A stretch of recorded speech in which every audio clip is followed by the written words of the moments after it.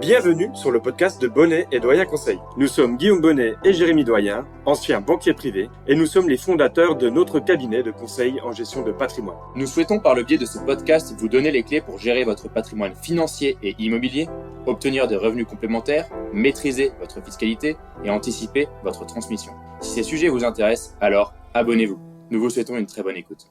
Et aujourd'hui, avec Guillaume, on va se poser la question de savoir si votre résidence principale est un actif ou un passif. Et oui, et pour ça, je pense qu'il est déjà important, Jérémy, de définir ce qu'est un actif et ce qu'est un passif pour bien comprendre pourquoi est-ce qu'on parle souvent d'une résidence principale comme d'un passif justement dans la gestion du patrimoine. Un actif, en termes financiers, c'est un produit ou un placement qui vous rapporte de l'argent tous les mois ou tous les ans ou tous les jours. Tandis qu'un passif, c'est quelque chose qui va vous coûter de l'argent.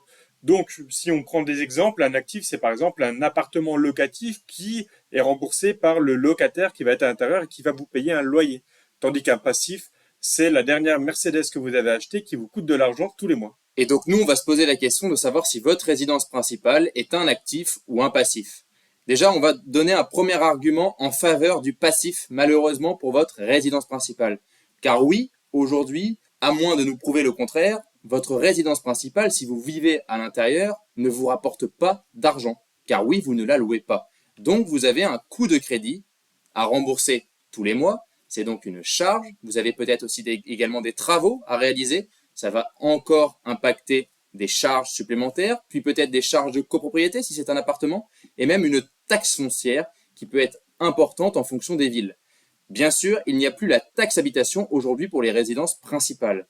Donc si on fait l'ensemble de ces charges et qu'on fait l'ensemble des revenus, la résidence principale rapporte 0 et les charges sont lourdes. Donc le cash flow est négatif. Le cash flow, c'est la somme des revenus moins la somme des charges. Aujourd'hui, ce cash flow-là, il est négatif. Donc cet argument-là, déjà, c'est un argument en faveur du passif pour votre résidence principale.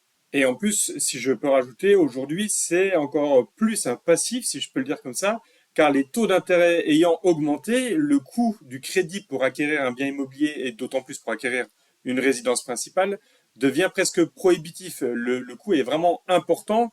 Aujourd'hui, on va emprunter autour des 4% sur 25 ans, tandis qu'il y a 2 ans, disons, on était encore autour des 1%. Donc aujourd'hui, on peut vraiment considérer d'un point de vue patrimonial, en prenant en compte le coût du crédit, que la résidence principale est principalement un passif. Oui, Guillaume, et je voudrais rajouter que effectivement, les taux, cette hausse de taux entraîne directement un coût encore plus important pour acheter votre résidence principale. Prenons un exemple très simple. Si vous achetez une résidence principale pour un montant aujourd'hui de 200 000 euros, à un taux d'emprunt à 4% et que vous faites financer la totalité de votre résidence principale. À ce moment-là, votre résidence principale ne vous coûte pas seulement 200 000 euros sur 25 ans, mais 350 000 euros avec les charges et les intérêts compris. Donc oui, pour en faire un actif, car si l'argument que pourraient nous dire certains, c'est de revendre la résidence principale et donc de bénéficier d'une plus-value, il va falloir faire une sacrée plus-value entre 200 000 et 350 000 euros pour pouvoir revendre votre résidence principale en ayant fait une plus-value. Alors Jérémy, maintenant on va pouvoir discuter du deuxième argument. C'est quelque chose qui s'entend également en argument. On ne va pas être simplement tapé sur les acquéreurs de la résidence principale, puisque par contre, quand on va acquérir sa résidence principale, c'est vrai, on ne va pas avoir à louer un appartement ou une maison par ailleurs. On va donc pouvoir économiser les loyers qui vont pour le coup être remplacés par le remboursement de l'emprunt. Je suis totalement d'accord avec toi, Guillaume, par rapport à ça. Mais rappelons-le, c'est pas parce qu'on économise un loyer qu'on fait de sa résidence principale un actif. Car on est d'accord, Guillaume, avec notre résidence principale aujourd'hui, on n'a aucun revenu. Et c'est la définition de l'actif. Oui, exactement. C'est vrai qu'on n'a aucun revenu. On va certes économiser des loyers, mais bien souvent, on va avoir pour le même coût un bien qui va être moins bien doté. J'ai envie de parler comme ça. C'est-à-dire que un loyer à 1 000 euros ne va pas vous offrir la même maison ou le même appartement qu'un remboursement de crédit à 1 000 euros. C'est vrai dans la plupart des grandes villes françaises aujourd'hui. Par contre, il y a un argument qui s'entend aussi, et là je suis totalement d'accord avec ceux qui défendent l'actif pour la résidence principale, c'est le fait que pour les enfants et pour les petits-enfants, la résidence principale des parents devient un actif. Car oui, au décès des parents, les enfants vont se retrouver avec un bien immobilier, et de ce bien immobilier, ils vont pouvoir choisir soit de louer le logement, soit de le revendre et d'avoir donc une somme d'argent à investir pour pouvoir avoir des rendements dessus, ou d'y vivre. S'ils choisissent la troisième option, ça reste un passif. Par contre, pour les deux autres options, c'est un actif. C'est vrai qu'on peut considérer la résidence principale comme un actif en quelque sorte familial. C'est la première génération, c'est celle des parents qui va s'endetter et qui va payer le bien. Et derrière, ce sont les enfants et les petits-enfants, comme tu dis, qui pourront en tirer les fruits. Donc quand on peut en tirer les fruits, effectivement, ça peut être considéré comme un actif. Aujourd'hui, on le rappelle avec Guillaume, on cherche à définir ce qu'est la résidence principale entre un actif et un passif. On ne dit pas que c'est une mauvaise chose d'investir dans une résidence principale. Et on le rappellera à la fin pourquoi il faut aussi investir sur la résidence principale. Le troisième argument en faveur pour le fait que la résidence principale est un passif dans une stratégie patrimoniale, c'est si on va s'endetter au maximum pour emprunter et obtenir sa résidence principale. Cela va avoir un impact direct sur vos autres stratégies patrimoniales. C'est ça, ça a un impact sur la capacité d'endettement et donc sur la capacité d'investissement futur. Et malheureusement, on est tous humains quand on va réfléchir à l'acquisition de sa résidence principale.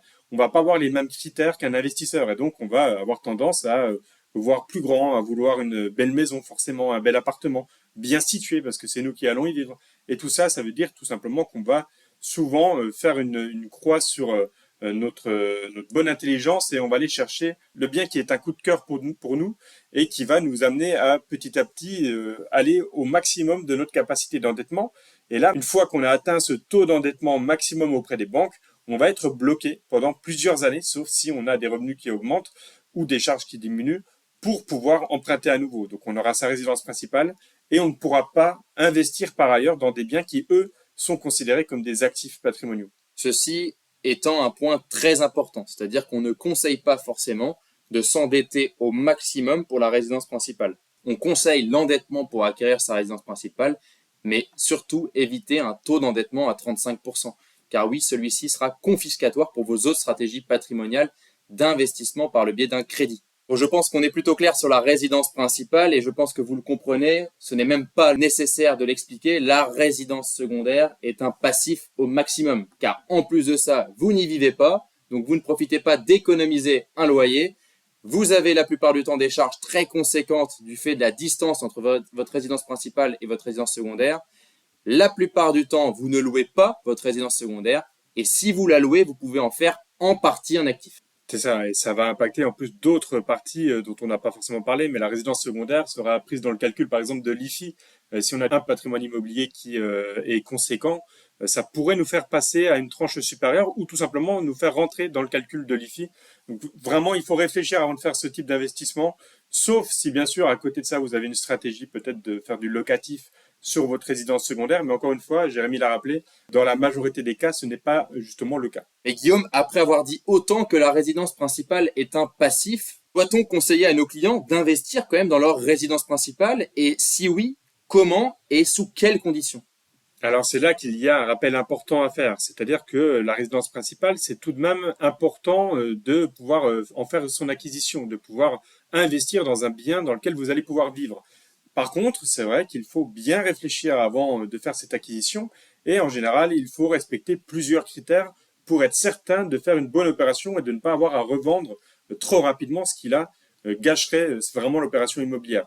Donc il y a 3 conditions que nous on conseille en tout cas de respecter pour faire sa première acquisition sur une résidence principale.